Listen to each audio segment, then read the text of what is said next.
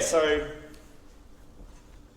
I have to speak tonight on the state of the church. How long have you got? Like, seriously, I don't. Days. You know, like that's pretty full on. Being asked to talk about where the church is at, it's really hard when you're dealing with a movement of over 2 billion people across every inhabited continent with an inconceivable array of like languages and cultures. And I mean, if you're asking like, what is the state of the church? What church are you talking about? Are you talking about the church in China, where in current estimates there will be more people, in our lifetime, there'll be more people who are more Christians in China than there are people in the United States? Yeah.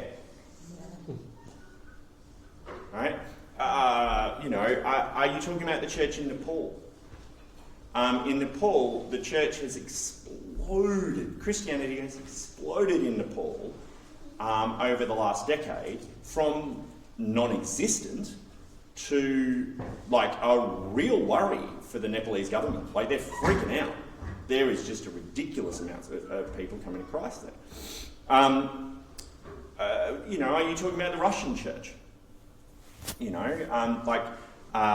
Which was expected to die under a militantly atheistic regime, much the same as the church in China is under a pretty heavy-handed regime that's fairly atheistic, only to outlast that regime and become one of the most influential single institutions in its nation. And by extension, because the Metropolitan of Moscow, the kind of head honcho of the Orthodox Church, has immense influence upon the Orthodox Church movement across the world. Which church are you talking about? Like, are you talking about the African churches? If we're talking about the church in Africa, according to recent statistical analyses, there are over 400 million Christians in Africa. Soon expected to reach 500 million. That's half of Africa's population.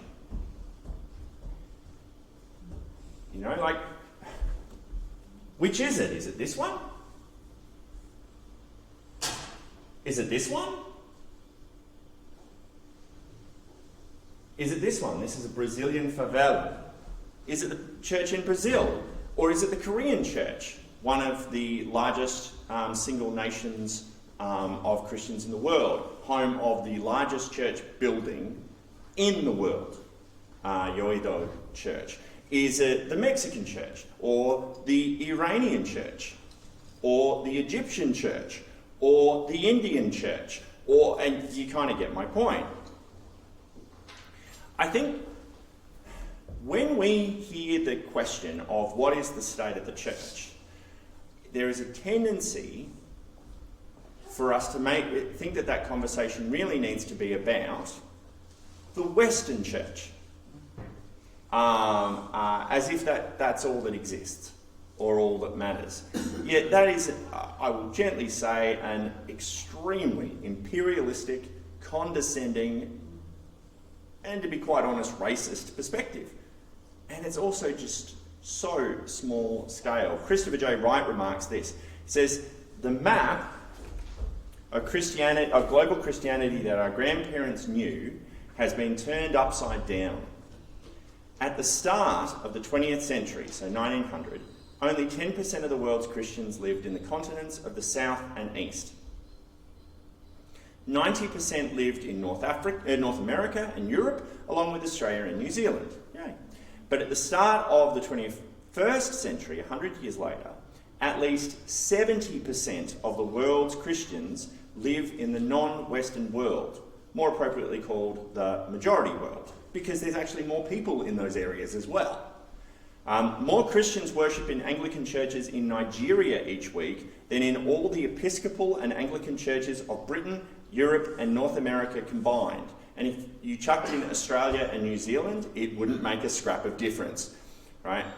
There are more Baptists in Congo than in Britain, more people in church every Sunday in communist China than in all of Western Europe, 10 times more Assembly of God members in Latin America than in the US. So the old peripheries are now the centre. Philip Jensen adds, "We are currently living through one of the transforming moments in the history of religion worldwide. Until recently, the overwhelming majority of Christians have lived in white nations, allowing theorists to speak smugly, arrogantly, of European Christian civilization. Conversely, radical writers have seen Christianity as an ideological arm of Western imperialism." Now, if that assumption was true, Jensen goes on, then the growing secularization of the West can only mean that Christianity is in its dying days. Globally, the faith of the future must be Islam. Not secularism, Islam. Right? So, if it's true that Christianity is a white man's religion and it has no bearing on anyone else, which, let's be somewhat brutally honest, a lot of the time is the way I think a lot of us in the West think, then yeah, we are screwed. It looks like. Well, it looks like. We'll get to that. Okay. Over the past century, though, the centre of gravity in the Christian world has shifted inexorably southward to Africa, Asia and Latin America. If we want to visualise a typical contemporary Christian, we should think of a woman living in a village in Nigeria or in one of those Brazilian favelas that I showed you before. That is actually your everyday Christian. Someone living there. Or these guys. So if you want to talk about the state of the church, I think they're doing all right. Okay? And they're growing. Right? So, more than that, on one level, coming in here, perhaps the only thing I can say with absolute certainty about the state of the church today is that you cannot define the church, the state of the church today, given its worldwide diversity. You can't say, well, that's what the church is. Because my church isn't that. In fact, the only thing that I can really say about the church is that it is a worldwide movement of incredible diversity. Right? On one level, that's all I've got. And the thing is, that diversity is actually a remarkably powerful thing. I remember last Easter, I went to the Benedictine monastery and church that's just down on Crossroad. You guys familiar with that one? You just drive down, you just drive down the hill, you can go down Port Road, Glen Osmond Road or Crossroad, you drive a little bit further down, there's a Benedictine monastery there and church there. And they have a series of Stations of the Cross, right, like in their garden, where you can go around and kind of think through, Jesus' death and on Good Friday. It's on the right hand side as you head down, isn't it? It's on the left. Yep. So I remember going there on that day, and they get 2,000 people to that every year, they reckon. Okay?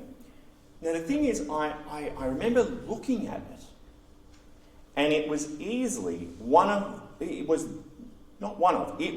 the most multicultural experience I have ever had in my entire life. Everyone was there. Like, there were just an astonishing array of people from an incredible amount of different languages and and cultures and skin colours and, dressing, and it was an incredibly multicultural moment. And the one thing that unified us all, there were Protestants like me tagging along, and most of them were Catholics, but one of the thing that united us all was that we were the church. We were Christians. And on one level, that is a microcosm of what is happening across the world. That is the state of the church. I'll come back to the state of Australia, because obviously that's in the Australian context later. But for now, let's just stick with the world. So when you start to say something like that, there are usually some responses that people have to kind of dismiss the significance of that. And I can identify basically three. Sometimes these are used by Christians, sometimes these are used by non-Christians, to basically say, so lots of people in Africa and Asia and stuff are Christians, and they're the future of the church or whatever, but that's not really that important. So what are those three arguments that people will often use? The first is what's called nominalism. Nominalism. This is where people identify themselves as Christians, but without any sincerity. The reason why they're pretending effectively to become Christians, according to a nominalist approach. Nominalist comes from the Greek nomos, which means name. So they're just naming themselves that with no actual serious belief.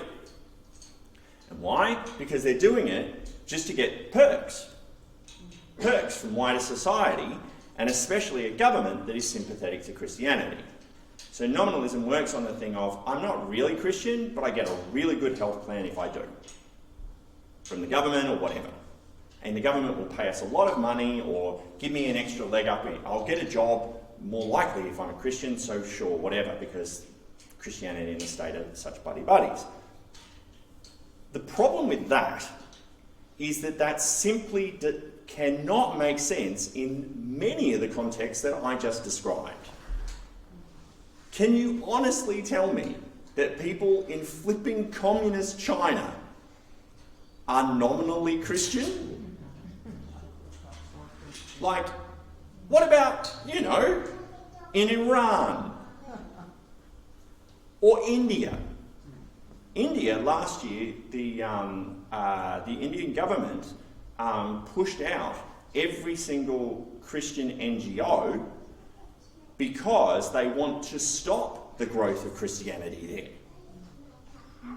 there. We have people who we at Tabor are affiliated with, who are running churches there, and the stories they will tell you about there's no other word for it, persecution that they are facing is brutal. Both at a kind of localised mob level and a systematic governmental level. Right?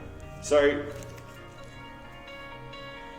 to suggest that somehow we've got some kind of, nominalist thing going on in those situations simply doesn't make any sense. And I might add as well, try telling that to a Russian.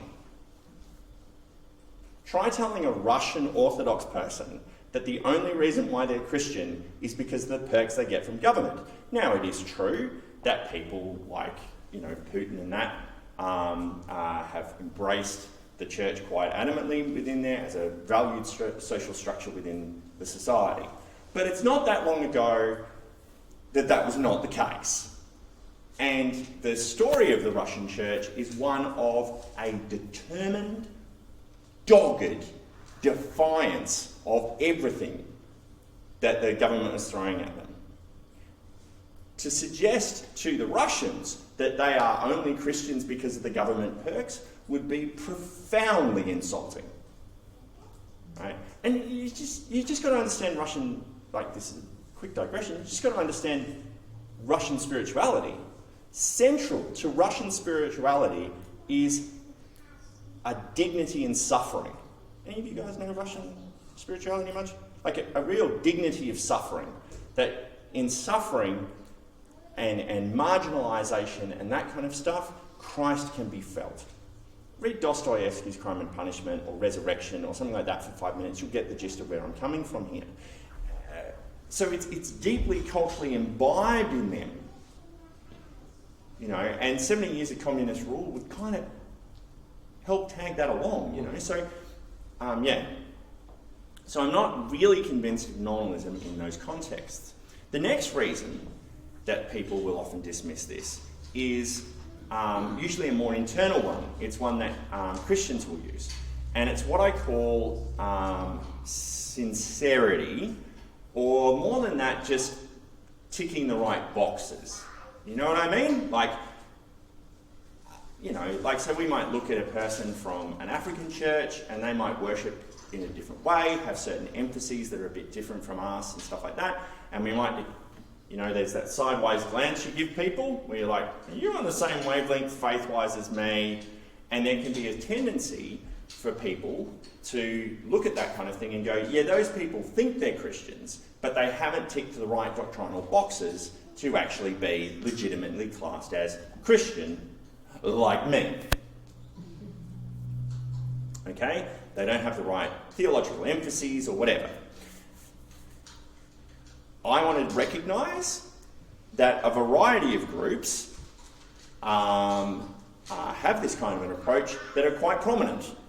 Namely, all four of what we might call denominations. Orthodox and Catholic. We might be calling them that, but badly. It's the fastest word I can use. Evangelicals, Pentecostals, Orthodox and Catholic, a lot of the time they themselves don't, they look at the other three and kind of look with a shifty eye, that kind of thing. And I can tell you, I have been on both sides of that kind of suspicion. Right? So what I mean by that is, suspicious is an interesting word. If you say someone's suspicious, you can't actually tell whether they're suspicious of you.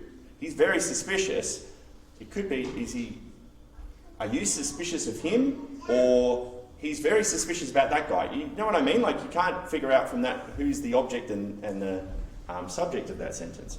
And I've been that. I've been in situations where I have looked at people from different denominational backgrounds, Catholic or whatever, in my life, and I've looked at them and gone, you're Catholic, are you legit? That kind of a thing. But I will also say, I have sat down with Orthodox people who were quite certain that I was going to hell because I'm not Orthodox. One of my favourite stories, I sat around with an Orthodox priest here in Adelaide. I must have told you this story somewhere along the way. And I spoke to him for 4 hours. And he ended up saying to me, look, it's really simple. The Orthodox Church is a boat. You're not on it. You're out there with the sharks. And it was a really weird moment because I went, wait, is this how I've made Catholics feel for the last couple of decades? Really? I don't like this feeling. I'm legit, man. That kind of a thing. And so what I want to, what I have found really helpful for understanding this dimension of do they know the right stuff is a thing by a guy called Roger Olson, a major theologian, and he has a really helpful framework. And his framework is, and I probably reiterated it, but it's in other places, but it's probably worth saying again. He argues that we have a central core of beliefs, what he calls dogma, and those are the non-negotiables, baby. You can't get around those ones. I'm thinking things like the Trinity, the full humanity and divinity of Christ, that kind of stuff. Right? That's a core stuff. And he refers to that with a word, dogma. And he says, to be a Christian, you've got to believe on that. And then he says there's a broader framework called doctrines. And doctrines he defines as things where we would disagree about wider issues emerging from those dogmas. So, for example, what's a good example? All Christians would agree that God created the world. Okay? Everyone. If you don't believe that God created the world, you can't really call yourself a Christian. Okay? Furthermore, so there's that. Now, When we come to the question of how he did that necessarily, then we get into a fun and games, and he says, that's when you get into the doctrine thing. And then he has a third group, which is called adiaphora. And adiaphora comes from the Greek, which is basically kind of, whatever, man, it's no big deal. How many angels fit on a pin type stuff. Now, one of the things that he points out is that the thing about the things that are the dogma is the dogma are so ingrained in all of us, they go without saying. You don't need to bring them up because it's so obvious that we all agree on that. And the problem with things that go without saying is they stop being said.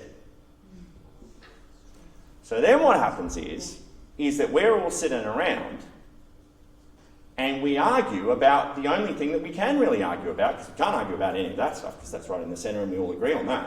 We argue about the doctrines where we, have a bit of to and fro. But the thing is, we forget that we actually hold on to those central core ideas together, and that's actually the nature of our Christianity. And so we forget that those even exist on one level. They're so ingrained that we don't even notice them, and therefore we define whether someone's legit by doctrinal stuff. Do you see what I mean? And so, the funny thing about that is if you're, broadly speaking, Orthodox, Catholic, Protestant evangelical, for want of a better term, and Pentecostal, broadly speaking, if you ask them about, the vast majority of them, you ask them about those core beliefs, those dogma things, very few of them would disagree on that. And if they did, they'd be heretical. Okay? So I'm talking, again, no one's arguing about the Trinity within that. And once you actually base it around that, most commonly identified with things like, say, the Niceno-Constantinopolitan Creed, or one of those kind of, the fundamental creeds and identity markers of the church, no one from those major groups are going to actually, disagree with each other. Or flipping it around, if we asked how many people can we capture within that framework of those core convictions, it's probably around 2 billion people. Okay? We will argue till Jesus comes back about all of the other stuff around it. We will go head to head, toe to toe. But in terms of things like, do you believe that God is the Father Almighty, maker of heaven and earth? We're good. We might argue about what some of that means sometimes, but in terms of that, we will agree on that. And if you go by that definition of Christianity, all of those people are in, pretty much. Now, notwithstanding, again, you might question the sincerity of those people. But then I come to my previous point of these guys ain't faking it. Right? Now, the last thing that people might say, and I will say, the other thing I wanted to say is that where there is this kind of, you legit kind of thing, quite honestly, I think that is steadily dissipating anyway. And here's why. Because of globalism, technology, and migration. You simply cannot live isolated from other people anymore that are different types of Christians. It's just harder and harder to do. Part of the reason why we thought the Orthodox were dodge is because we never met any Orthodox. Part of the reason why we thought so-and-so, there's lots of other historical reasons, and that's a fun time chat for another day. But part of it is, if you don't know anyone, it's really easy to assume that that particular people group you don't know are really bad. Right? It's just sad facet of human nature. Right? And the thing is, we are finding ourselves in the position where we are confronted by people from different traditions, and we sit down with them and say, look, I know that you're not legit because you don't believe this. And they go, what are you talking about? Of course I believe that.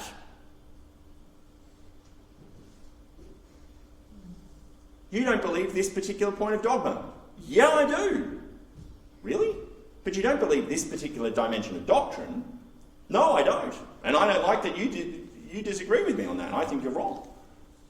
But is that as big of a priority? And as we have, conversations with people, we start to realise, actually, we agree on the fundamentals, and for the most part, the areas where we disagree, those are robust discussions over a good beer or whatever it may be, over a coffee. We kind of talk through those. But more than that,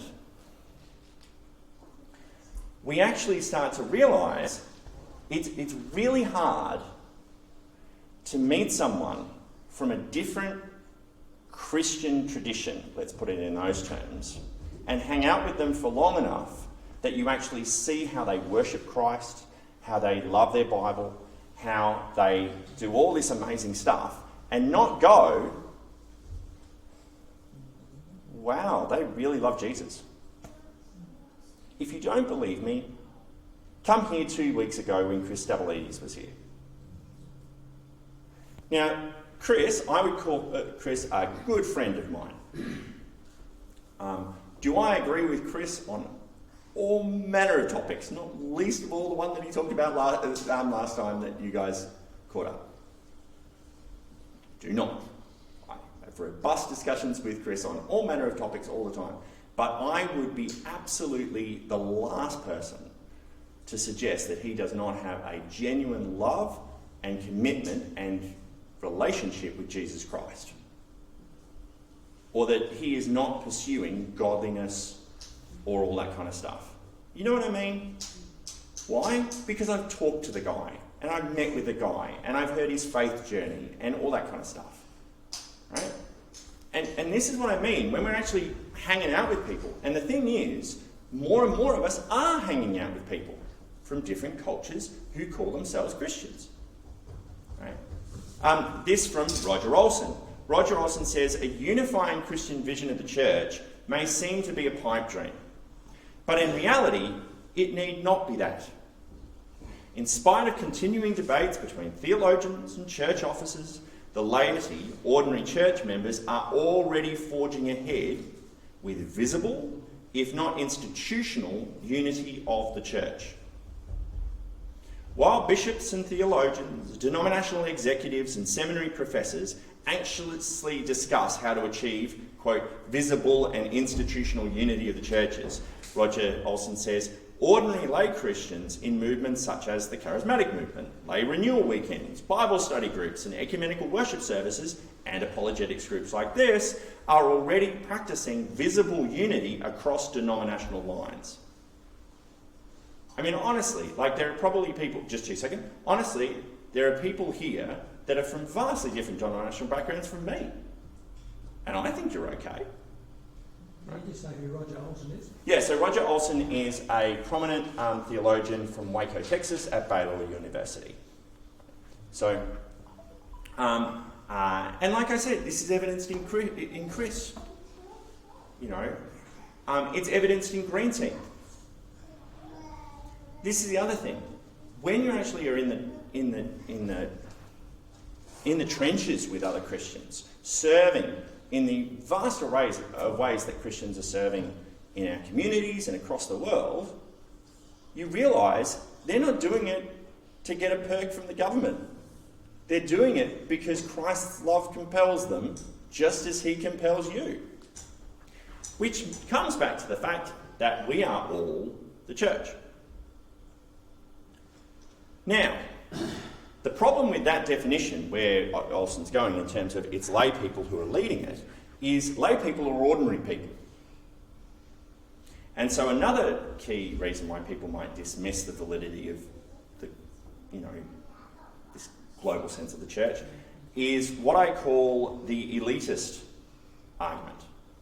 And that objection to the validity or significance of this usually comes up from non-Christians, but occasionally from Christians too. And it's that none of this really counts because these people are too stupid or too gullible or too oppressed to realise they can be free from all this Christian mumbo-jumbo. So yes, they might be Christian, but that's only because they're idiots. This can especially come out when talking about people from Africa, or Nepal, or from China, or whatever.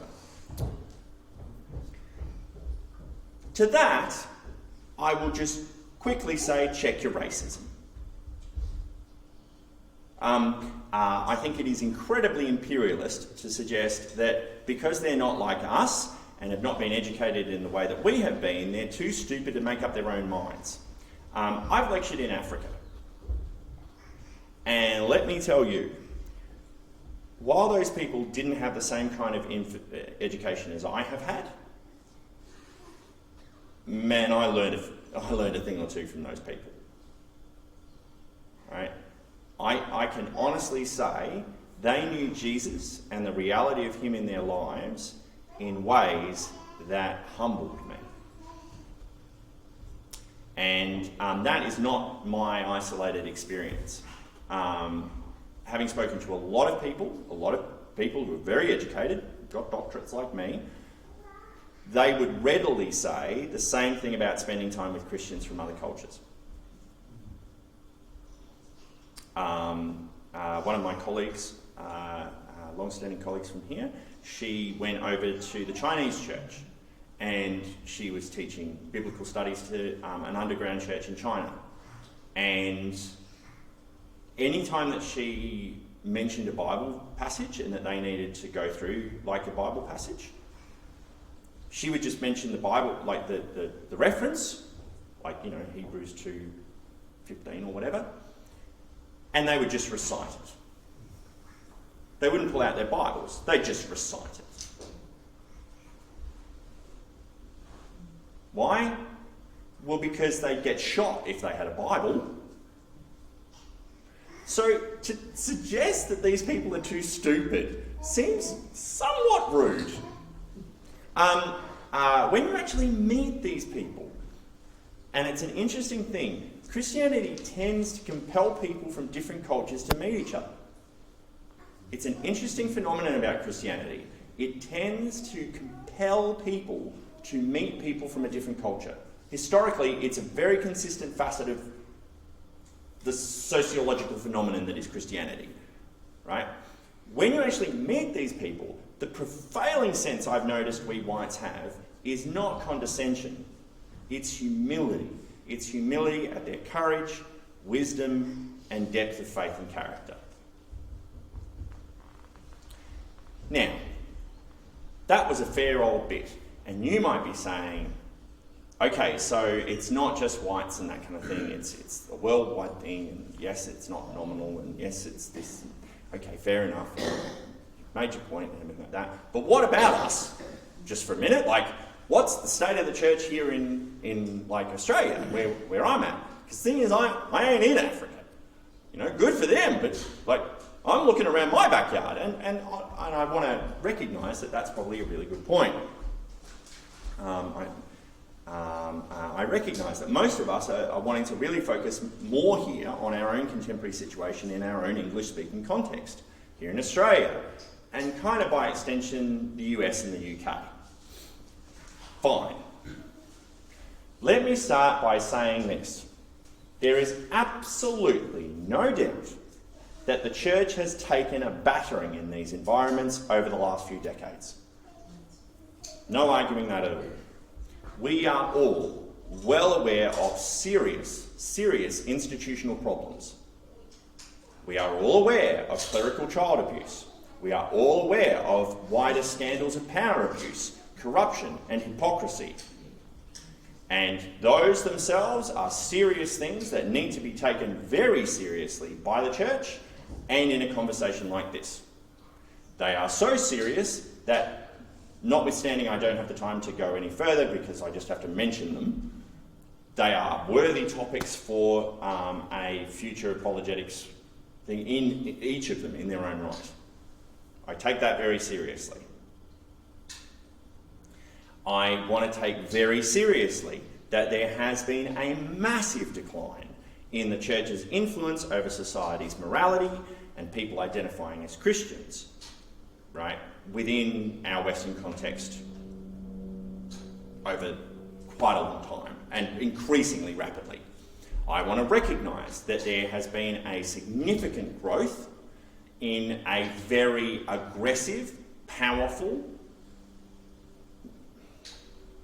influential group that is wanting to take away, that influence even further, and it has robust arguments for doing so.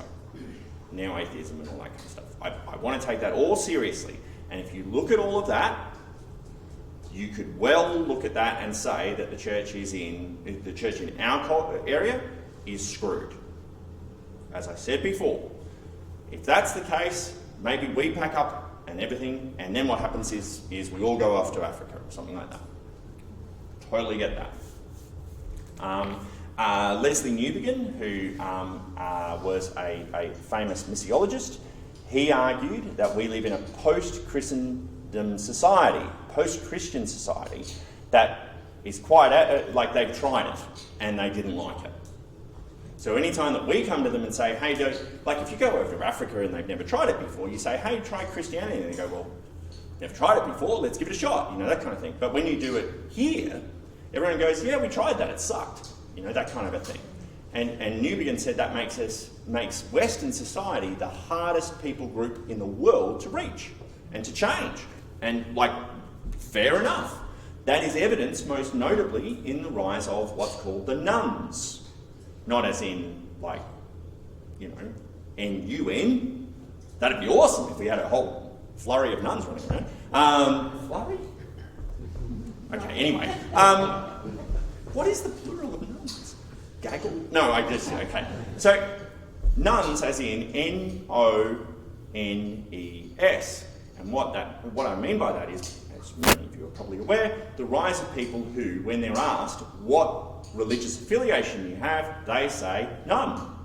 I'm not interested in religion at all. I don't want to identify with anything. I'm not Baptist, I'm not Catholic, I'm not this, that and the other. Okay? Again, each of these issues are incredibly important and are worthy of further discussion. But I will say this. Just as with the growing unity of the church, so much, if all we do is we look at that stuff, we will look at it and we will think there is a massive decline. But so much is actually pointing in the other direction, at the bottom of the church, what I call the bottom, right? Among just simple laity, quietly going about their worship and their practice and their influence in regular society. So much is going the other direction, okay? Just quietly, laity and institutions just doing their thing. To be quite honest, doing the great stuff that they've been doing for centuries that no one ever notices. Nobody sees it. No one sees them helping the poor. No one sees them helping children. No one sees them supporting people in their distress. No one sees that quiet, steady growth that takes place in that. Okay? Nobody sees that because no news broadcaster makes a homeless guy, helping a homeless guy, a headline. That's just not, It's what I call the news, the airplane report on the news factor, right? When you see a plane on a plane on a news report, you immediately assume it's gone down, like it's crashed.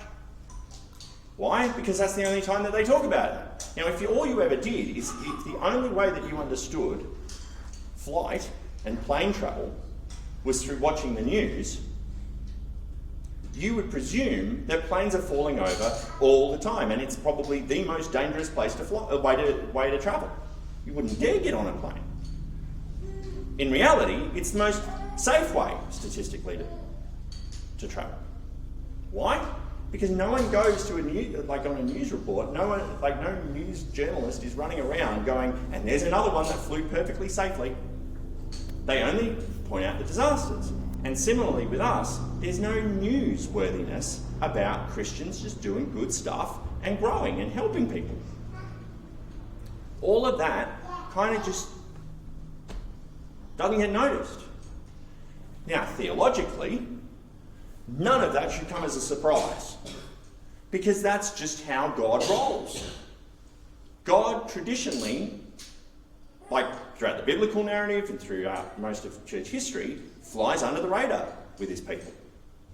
That's kind of the parable of the mustard seed, isn't it? I mean, the whole point of the mustard seed, like when Jesus does it, and let's talk about Jesus for 2 minutes. The founder of our movement is a person who no one would have heard of if there wasn't a resurrection.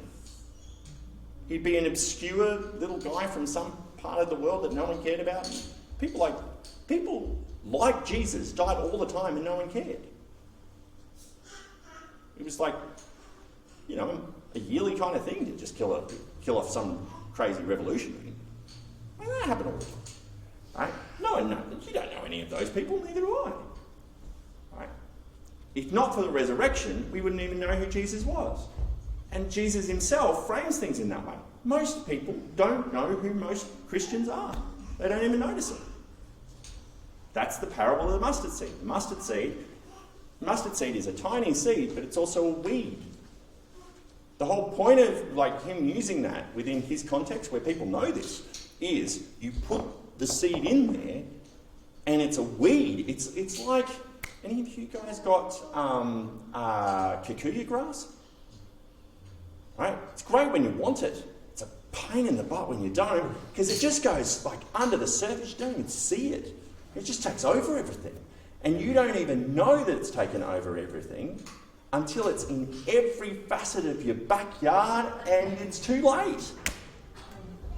That's the mustard seed. That's the church. Jesus got a real cheeky streak about it when he uses an analogy like that. That is what the church is. It's the thing that takes over the garden before anybody notices. Right? Also, let's just come back to the nuns for a minute. Ed Stetzer is an American theologian and social analyst, has worked carefully on the data around nuns, publishing it in his book, Christians in the Age of Outrage. Awesome book. Written last year in 2018.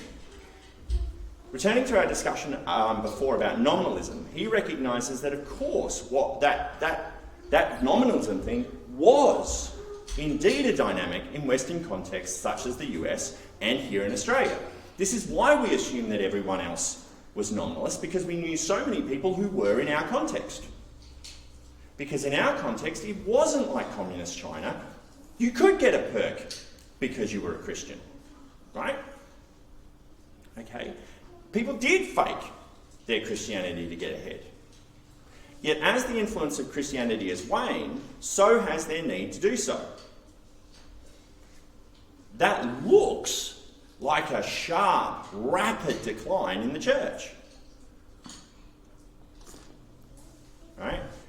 But in reality, as we said before, such people were never actually Christians anyway. They were faking it. Right? What he does is he very helpfully breaks up those people who in the Christendom era identified themselves as Christian into three groups. What he calls cultural Christians, what we might call those nominals, congregational Christians. What he means by those is Christmas and Easter Christians. You know, the kind of people, the nominals never go to church, but they write it on a survey. The congregational Christians say things like, yeah, I was baptised as a baby in a Baptist church. You know, things like that. Now, nothing of you know the joke there. You know, we don't do that. You know, that kind of stuff. I think Aunt Marge got me to do something that time, and I like Christmas carols as much as anyone else. You know, that kind of a thing. That's the congregational Christian. And then he says there's another group which are convictional Christians. And the thing is, convictional Christians are easily measurable. They're easily measurable because they're measured by very overt practices that everyone can kind of see. Like, I don't know, going to church an awful lot. Marrying people almost exclusively from within that group. You know? Other, recognisable traits and practices often aligned with traditional versions of Christian morality. they do this and they do that and that kind of thing. And the thing is, you can actually measure those people. So you might get the survey data where it's asked, are you a Christian or not? And the nominals go, yeah, sure, whatever. But when you actually look at that data, the people living it out, you can see that group within the larger groups. Do you see what I mean? Now, what Stetzer says is while the shift of cultural and congregational Christians has steadily shifted to them being nuns, because why would they fake it anymore, the ratio of convictional Christians hasn't actually changed that much at all, especially in Protestant churches. In Catholicism it's dropped, but certainly not in Protestantism, certainly in the West. Furthermore, this is actually on one level a great thing. It's great. You know why? Because at least we all know where we stand now. It's much easier to do evangelism to someone when you know you need to do evangelism to them. Right? Having people fake it came with perks. It meant we probably had a lot of power that we otherwise would, because we could point to, look at all these people that are on our side. But on another level, it came with a lot of problems. Right. Now, I also want to recognise that people have left the church. Genuine congregational Christians have left the church. Right? A guy called David Kinnaman has written a very helpful book on that from 2011 called You Lost Me, where he identifies 3 types of those people. Right? Those people he calls nomads, and they're the kids who go to youth group, get to college or university, have a couple of years where they're a bit wild, and then realise, oh, what was I doing? I need to settle down now, get married, have kids, and then they go back to church. That kind of stuff. So there's nomads. Then there's exiles. Exiles are those people who, for whatever reason, feel like the church has left them. For various reasons, and then there's the real ones who leave, and those ones are called prodigals, and they're the people who usually become neo-atheists and stuff like that. David Kinnaman's done amazing work on that, and he does recognise clear shifts of some people leaving the church. It's a very helpful book. Having said that, on the whole, that exodus statistically seems to be less than we first imagined it was.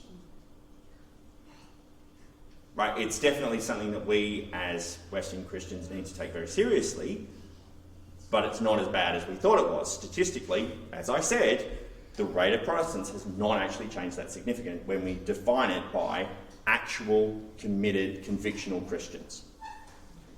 However, the other big thing this means, coming back to the whole thing of people becoming nuns and all that, is you simply cannot deny that our wider culture has changed.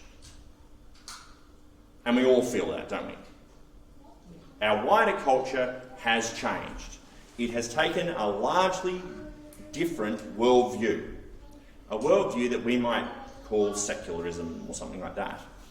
This has been steadily occurring since at least the 1960s, if not earlier, picking up steam in the 90s and the noughties, to the point where it was a dominant and determined voice, certainly over the last decade. And you guys have all felt that. In fact, I would argue that that's one of the key reasons why Kevin started this group in the first place, and why he got the idea from William Lane Craig, who's been fighting it for the last umpteen years as well. Part of the reason why we feel this compulsion to do apologetics is because that secularism has become so loud and so prevalent. Okay? Many of the arguments against the validity of the worldwide church movement that I've mentioned before are secularist arguments that I'm responding to. So, I get that. And I want to recognise that we as Christians have felt deeply threatened by that. It scared the pants off of us. Right? And we've heard people say, don't worry, it won't be that bad, and all that kind of thing. And in our darker moments, we have felt like this secularism thing was so darn powerful that we were just waiting to die. Who knows exactly what I mean? Okay? The very fact that you're asking me the question, how's the church going? That's the question that you ask someone when they've had a heart attack. How's Bob doing? Where's Bob at? Is he okay? That's the kind of subtext I read from the question that Kevin asked me to speak on tonight. Right? And this can be seen in lots of places. It can be seen here in Australia by something like pastor author Mark Sayers' 2016 book, Disappearing Church. Who's heard Mark Sayers? Mark Sayers is a pastor, author from Melbourne, great guy. And he wrote a book in 2016 called Disappearing Church, which was fundamentally about this idea of where is everyone going from the church, and the church looks like it's going down the toilet, and oh my goodness, that kind of thing. I'm paraphrasing Mark very unfairly, but you get the gist. A lot of what Mark says there really makes a lot of sense. Really get that? Yet this very year, 2019, he wrote a sequel. And that sequel is called Reappearing Church. And it's a fascinating read. Get whoever buys you Christmas presents to buy you that book. It's worth your time. First of all, he suggests that secularism is looking more fragile than it appeared really rapidly.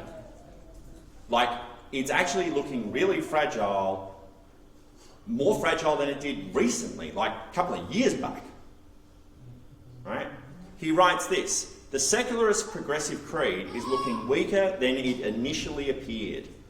The gaps between its promises and reality are widening. Its contradictions are being revealed in increasingly plain sight, causing significant cultural upheaval and change. There is rising inequality between rich and poor. There is distance between elites and everyday people. The growth of loneliness and social disconnection despite our hyperconnection. A burgeoning crisis of meaning despite our affluence. And the increase in social fracture and conflict. You all feel that. There were lots of nods back looking at me then. And the thing is, you don't have to be Christian to nod at a lot of that stuff. And we all heard it. We all heard the sense of vibrant hope and like expectation in secularism. If we just listened to them, we'd be affluent, we'd be equal, we'd be this, we'd be that, we'd be great, we'd be all mates, we'd all be this, we'd have breakdown of all kinds of barriers. And what we found is a lot of those promises just aren't stacking up. And you don't need to be Christian to feel that. A lot of people are really ticked. They are really ticked. Why? It's like mainstream people, not Christians, just mainstream people are saying, you promised us so much, and this secularism thing is just not all it was cracked up to be. Right? It leads to some pretty dark places. Okay? So that's the first thing I want to say. Okay? At the same time, there are hints, little hints, that Christianity in the West is actually going through the first stages of what is a long-identified social phenomenon in the church. It's happened all the time. It happens all the time. Lots of times. And that is renewal. Refreshment. See, it's weird. So I'm going to quote G.K. Chesterton in a little while to explain this. But I've been using this Chesterton motif of basically around renewal in my Story of the Church class for, I don't know, about 5 or 6 years. That's my church history thing. And the thing about the way that I've done that is that I was basically saying that renewal would come despite all evidence to the contrary at this moment. And the only basis I had for that was it's happened before. I have absolutely no idea how it's going to happen now. I see no evidence of it now. I cannot conceive it. I just know it's happened so often before. I got to believe that it's going to happen again. That's all I got. Right? The weird thing is how much I can see that is starting to happen now. Okay? And it's not just me. It's lots of people. You won't see it in headlines. Like I said, it's happening where people can't be bothered looking. But it's happening. And there's an excellent reason for that. Firstly, Sayers notes that, as I said before, and I quote, this is me quoting him, what we are experiencing in this moment of cultural upheaval and change is a series of significant and substantial transitions, affecting not only individuals, but also nations and cultures. The West, and indeed the world, is entering a transition. The Australia of 10 years ago was very, very different from the Australia that we see now. Right? Right? That's what he means. And that's true in Australia, that's true in England, it's true in Scotland, it's true everywhere, right, within the Western world. Like, just things are really different. Okay? He quotes William Schenck, who said this: the Christian faith has been saved repeatedly in nearly 2,000 years of history by moving from an established heartland to a new environment. Okay? Right? Right? Think back to the beginnings of this talk. Why are there all these people in Africa, in China, in Iran, and all these other places that have become Christian? Why is there a vibrant church in all of these different places? Well, it's primarily because of the missionaries who took Christianity there beginning over 200 years ago. Right? Now, if you'll just indulge me for a minute, I want you to imagine you're one of those missionaries for a minute, and you're off to Africa. As they would have put it back then, deep, dark Africa. Right? You're taking your faith, a faith that you only can understand through your prevailing cultural lens. As a white, English-speaking, whatever, right? And you are going to take that, you land on the soil, and all you've got is that. And you are going in to a completely different culture, completely different landscape, right? You have to deal with all manner of logistical nightmares.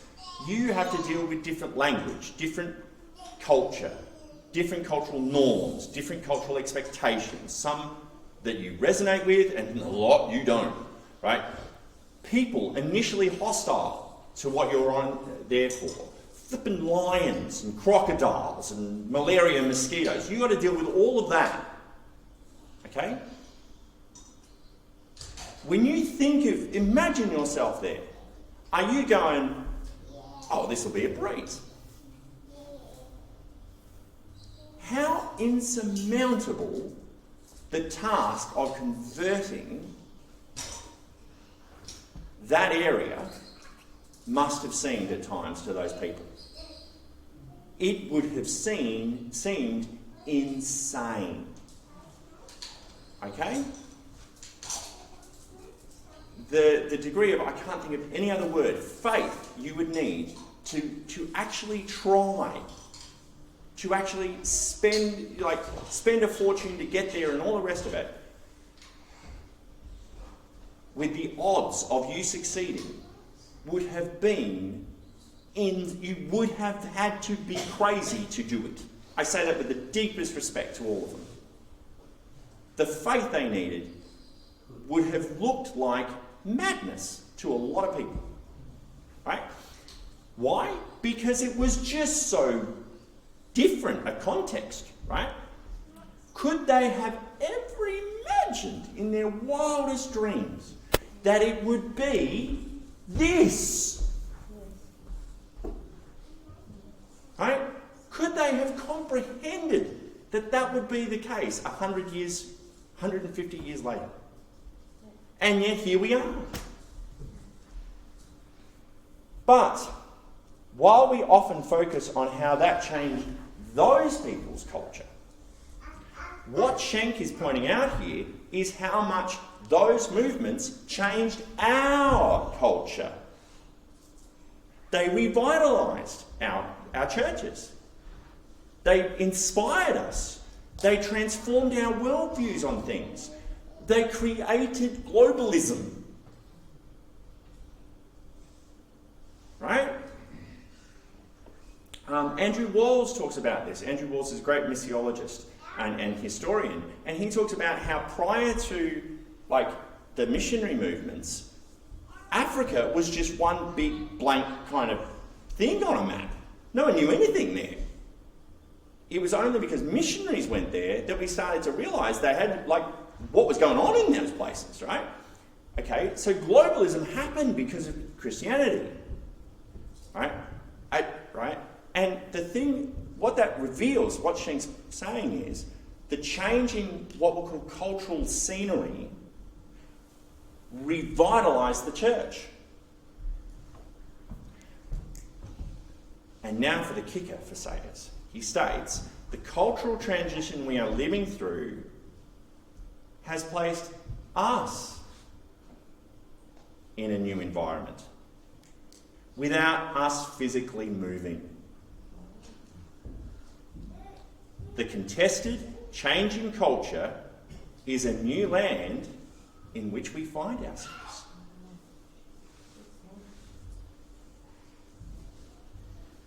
We didn't need to go get takeout. It's been home delivered. The cultural change has taken place and we didn't have to go anywhere.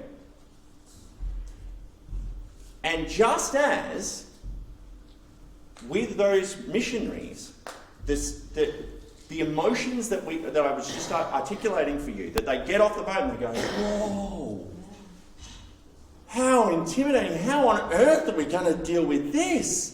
I don't even have a framework to begin to comprehend this. Just as they had those emotions, what emotions are we feeling? The exact same ones they did. Because we just sounded, I don't even know where to begin with this. It's just completely different. Well, welcome to the jungle. This is what happens. And just as with them, they hung around for a while and then they went, hang on, what are they doing? I reckon Jesus has something to say about that could help them out with that. And then the missionary goes over there and says, hey, why do you do that? And they go, oh, just... And they go, Jesus could help you out of that, really? Oh, he sounds all right. Yeah, I got it. Just as that is very simplistically, that is the story of what they went through, lo and behold, that is starting to happen to us. Right? Precisely because things have changed for the worse is precisely why we will grow. That's not wishful thinking. That is a virulent, defiant, historical trend. It is clear and strong. This has happened so many times. Right? Now, why? You can look at that sociologically, and I've kind of argued that a little bit, but there's actually theological reasons, and this is where I come to G.K. Chesterton. G.K. Chesterton, over a century, remarked this, right? He said in his great book, The Everlasting Man, one of my favourite quotes, I named my son Chesterton, almost entirely on the basis of quotes like this from G.K. Chesterton. Christendom has had a series of revolutions, and in each one of them, Christianity has died. Christianity has died many times and risen again. For it had a God who knew the way out of the grave. It is so true that 3 or 4 times at least, and I would argue a hell of a lot more than that, in the history of Christendom, the whole soul seemed to have gone out of Christianity, and almost every man in his heart expected its end. When Christianity rose again, suddenly, and overthrew them, it was almost as unexpected as when Christ rose from the dead.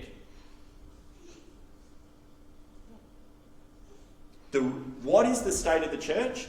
The church is what it has always been, Christ-led. Its narrative is Christ's narrative. And Christ's narrative is one of everything looking utterly hopeless and dead and done and finished and move on. The enemies have won. And then why is that stone rolled away?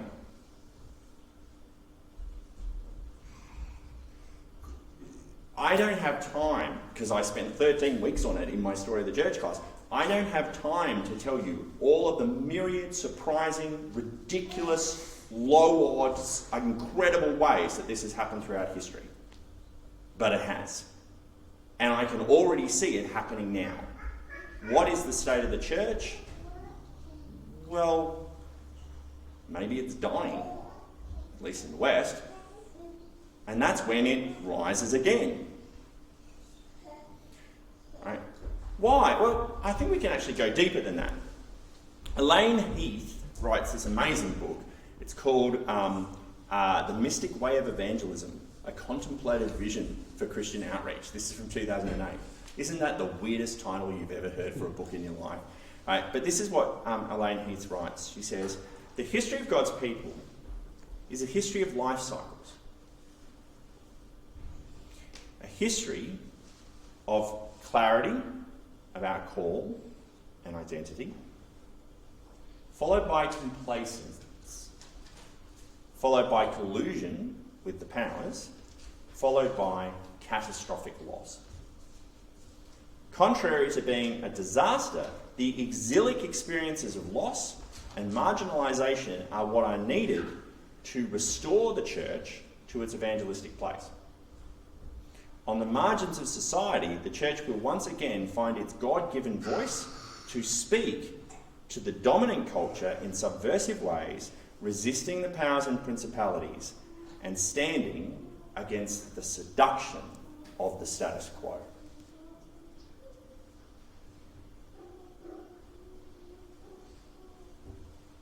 Okay? I noticed those words. Clarity about call. We understood what we were on about.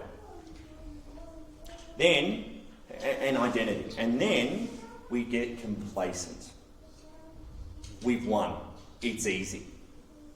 And then because we're complacent, we get lazy. And when we get lazy, we say, oh, we can't be stuffed doing it. Government powers, can you do it for us for a while? And they go, sure, whatever. That becomes collusion with the powers. And you know what? They don't do it as well as we do. And we get marginalised and pushed out and lose our funding. And that feels like catastrophic loss. But it's cyclical, because it's precisely as all of that stuff is taken away from us and we're going, that's precisely what we need to be able to see what we're really meant to be doing, to see it, which is to hear it. And when we see it, everything becomes clear and we hear the call. Clarity of call and identity. And it all starts over again. That is the process of resurrection for the church. Where are we at? Well, I think we're just starting to have clarity and call. I think we've been complacent. I think we've been colluding. That's what nominalism was all about. And I think we've experienced at least some of the catastrophic loss. The cycle is clear. The state of the church is, well, clarity's coming. Call is coming. Identity, renewed identity is coming. Thanks.